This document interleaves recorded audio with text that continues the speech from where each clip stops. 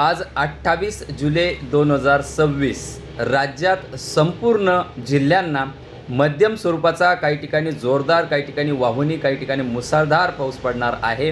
त्यामध्ये विदर्भाचा सगळ्यात पहिले अंदाज बघूया। विदर्भातील चंद्रपूर, गडचिरोली, गोंदिया, भंडारा, नागपूर, वर्धा, यवतमाळ, वाशिम, अकोला, अमरावती, बुलढाणा या सर्व भागांना आजपासून पुढील 4 दिवस जोरदार, काही ठिकाणी मुसळधार, काही ठिकाणी अतिवृष्टीसारख्या स्वरूपाचा पाऊस पडणार आहे। याची विदर्भातील शेतकऱ्यांनी नोंद घ्यायची आहे।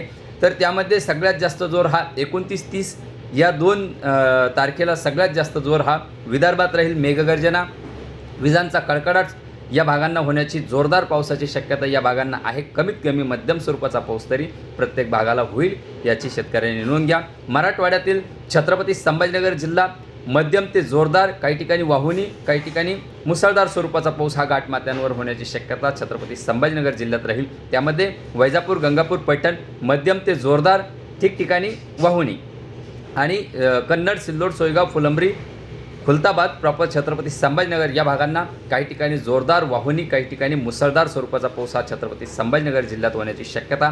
30 तारखेला पावसाचा जोर हा संभाजीनगर जिल्ह्यात जास्त राहील। आजपासून पुढील 4 दिवस दररोज संभाजीनगर जिल्ह्यात प्रत्येक तालुक्याला दररोज पावसाची शक्यता आहे, याची शेतकऱ्यांनी नोंद घ्या। जालना जिल्हा मध्यम ते जोरदार पावसाची शक्यता। हिंगोली, परभणी, नांदेड या भागांना सुद्धा जोरदार पावसाची शक्यता, काही ठिकाणी मध्यम स्वरूपाच्या पावसाची शक्यता।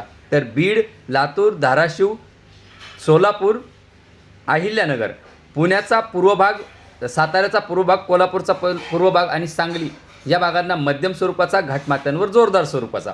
तर इकडे कोल्हापूरचा पश्चिम भाग, साताऱ्याचा पश्चिम भाग, पुण्याचा पश्चिम भाग, सिंधुदुर्ग, रत्नागिरी, रायगड, वसई, विरार, मुंबई, ठाणे, पुणे, पालघर, नाशिक जिल्हा या भागांना मात्र मध्यम ते जोरदार वाहुनी स्वरूपाचा, ठिकठिकाणी मुसळधार स्वरूपाचा पाऊस होत असल्यामुळे पर्यटकांनी सुद्धा घाटमाथ्यांवर जाण्याचं पुढील 4 दिवस टाळावं।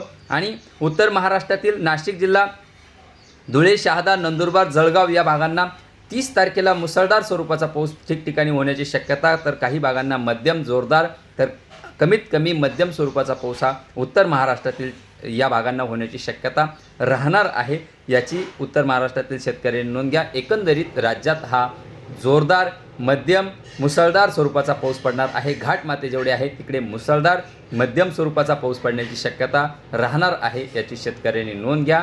धन्यवाद।